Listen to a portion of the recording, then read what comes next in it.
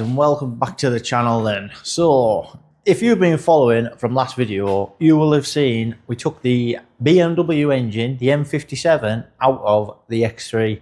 I just want to clarify why I'm actually doing that. So to get a new head for the TD5 would have been 750 quid, and the full car for the BMW was 600 quid.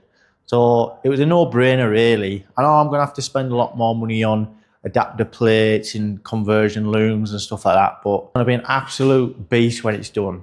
And like say on YouTube, not many people have actually filmed the actual process of doing everything to this car, so it's going to be great content for the channel.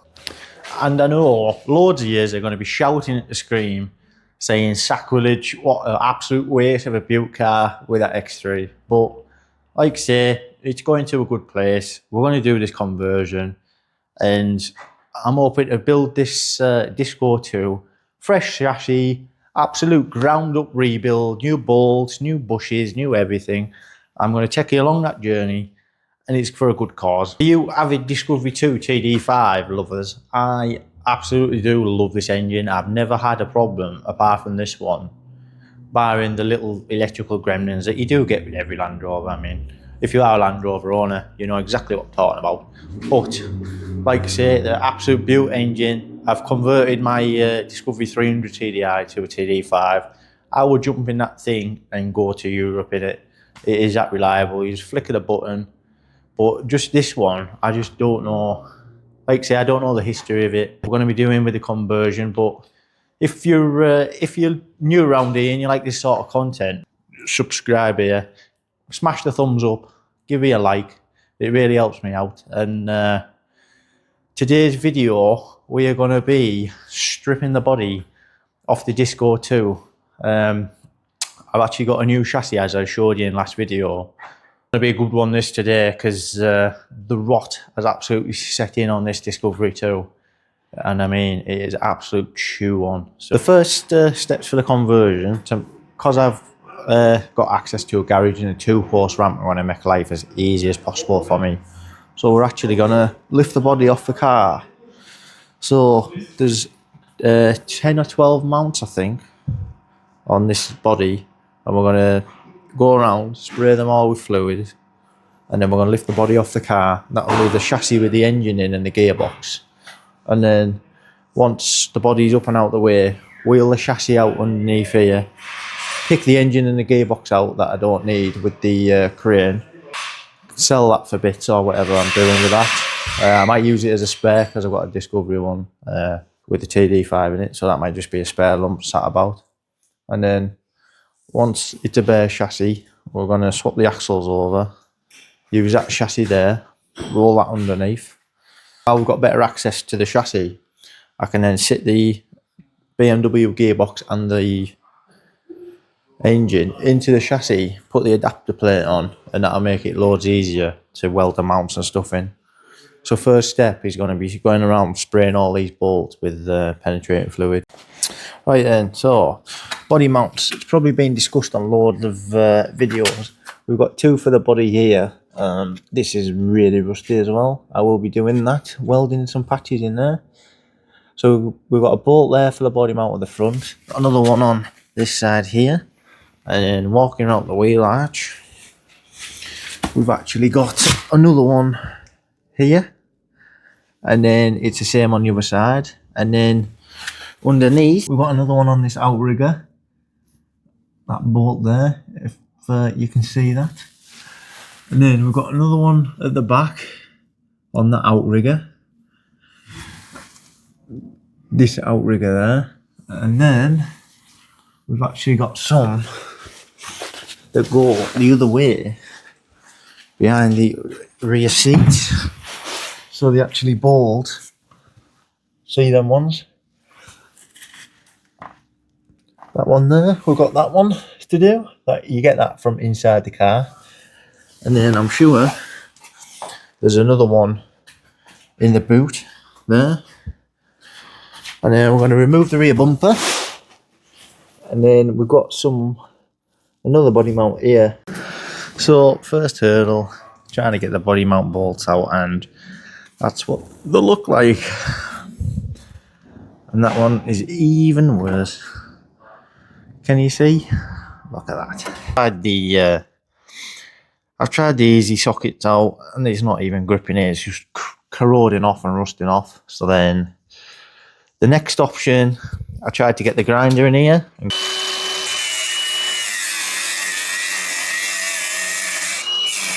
cut that. That's not going to work. So, time to get the big guns out. No messing about now. Reciprocated saw.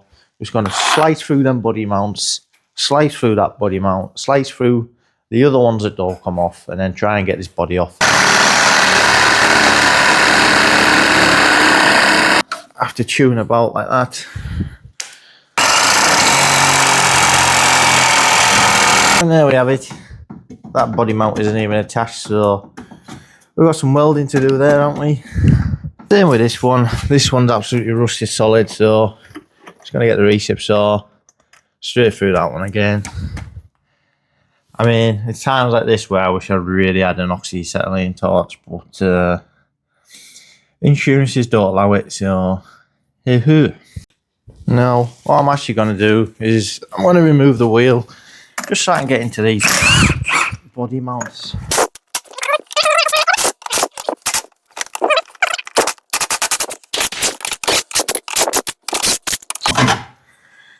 Take the wheel off. To the other side. So if I have another go at cutting this there, now I can actually get in.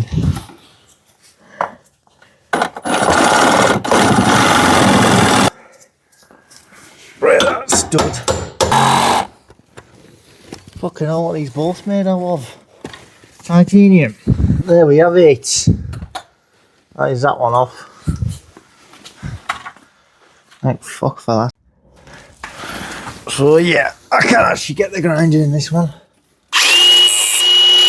Just give you a little update. That mounts off. That mounts off. We've done that mount. That is now off. I had to get very aggressive with the grinder for that one. That mount is off. Now we've just got the two side ones, the ones behind the passenger seats and the driver's seat, and then we've got one in the back seat. Then we've got the, what else have we got to do? I think got the horns to take off, intercooler mounts to take off. We've got the clutch line to take off, brake pipes to disconnect or cut. I don't know what I'm doing yet. I've got extended brake lines, so I might just chop them and then worry about it after. And then got the linkages inside off the gearbox and the transfer box to disconnect, and the wiring, I think, to disconnect off the gearbox.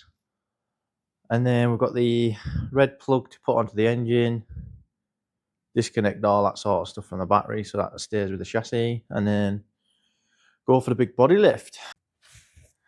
So I'm going to try and do my best here to get this. So cut that side of the nut like that, put that side of the nut, and then hopefully that should give us access to that.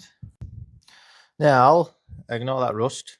That will be getting done. To get the chassis mounts for the body, for the rears, we need to take all this carpet out. So to do that, we need to take this little cap off here with a screwdriver. Sorry about the lighting, like that. And then it is a 17mm socket. Just buzz these off.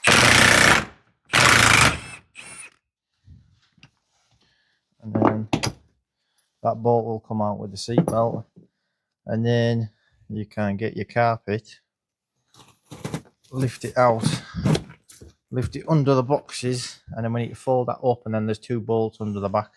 So I'm just going to do that on the other side. So we've just undone that bolt, folded the carpet back up out the way, and then as you can see, there's a body mount there, and then another body mount on that side. They look like 15mm again. Let's get the 15mm and buzz them out. They shouldn't be too bad. or might be lucky. The next bolt after that one is under here, under the seat, and it is that 13mm head one there.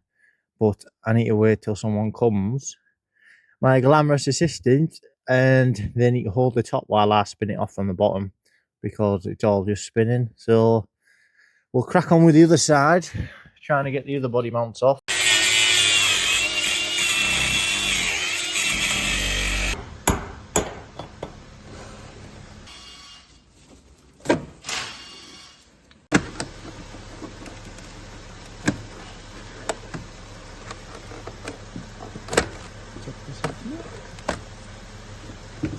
Need to remove this wire, this wire, this wire, this wire.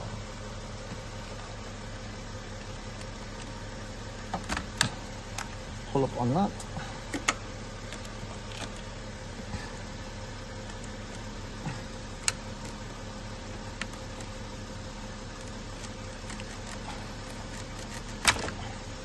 Pull up on that. And then we need a little 8mm, 10mm, 10mm for that.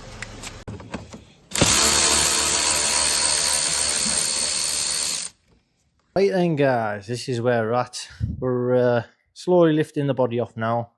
It's a bit of a tedious situation. I just want to show you what to do here. So this main wiring loom, these plugs and earths and stuff, they then need to be disconnected out the fuse box here. These are the corresponding connectors down there. We need the vac pump off. You needed to dismount the power steering bottle from the reservoir. The radiator brackets off. What else? The bumper brackets I've had to just cut because they're all rusted and seized on. Take the washer bottle bracket off. The bumper. Here, same again. I just snip them. As you can see, there's gear laid everywhere, but you can see it's slowly coming up. Disconnected all the shifters and stuff inside. That's all out. All the handbrake mechanisms out, and everything else stays with the body. It's an absolute task that was. Every body mount bolt was absolutely seized solid. So I've got through about 8 reciprocating saw blades today to get through them. These bumper mount brackets, they're all rotten. Couldn't get a screw on them, so I'll have to cut them. I'll have to find new of them ones. Everything has just fought me because of the rot, and obviously because of its age, stuff like that. But look at the state of this chassis now. It's a good job that we're changing this, because I won't want to do all this work putting the BM conversion in for it just to, I don't know, fail its MOT next year. You know, I don't even think it would pass an MOT. I'd have to do loads of welding to the chassis, so getting the new chassis was a good move. The wiring is actually pretty simple. So there's just a couple of earths to remove, a couple of big plugs. You've got your main, you've got your start wire, your glow plug wire, your yellow one, your alternator wire, and all the rest of them are just on little plugs there. And then coolant bottle just comes off its mount, goes to the side. Power steering bottle is the same, that comes off its side. Brake lines I've just chopped because I'm going to be putting +6 inch long travel. We've already got them. I don't know if you've seen in the last episode. If you've been watching the channel, I got a 2-inch lift kit with the car and extended brake lines. So I've just chopped them off at ease, and then I'll worry about getting them out after I've got the body off. Main task for today, I just want to get the body of the car in the air so I can wheel this chassis out, and then I can get it all supported on transmission jacks, stuff like that. I'm going to build a frame so I can do all the welding to the sills. We're going to be putting in heavy duty box section in the sills. They're a lot stronger. So as you can see, we've got a load of welding to do to the front here. That's not connected anymore.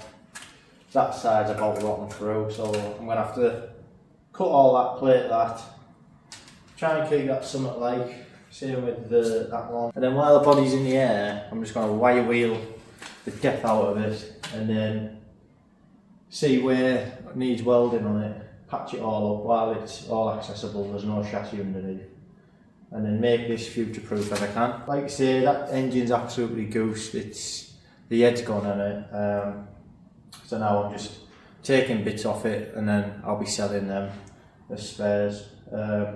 Take the turbo, the ejectors out of it. I've already done the ejectors. Taking the cam and the rocker shaft out for mine, because they tend to wear on the cam lobes and stuff like that. I don't know whether to keep the intercooler yet, the TD5 intercooler, TD5 radiator, because a lot of lads run them, but I have got the full BMW setup as well. So I don't know if I can integrate the BM setup into there. Absolutely goose now. Time for a beer. So yeah, apologies I haven't really videoed getting the body off. All it is a case of them 7 mounts down either side.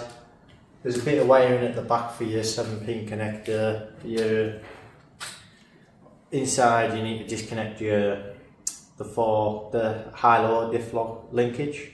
There's like 4 bolts under the centre console. Remove them. There is a lot of videos on people doing these body lifts. That's just the main task done today, so thanks for watching.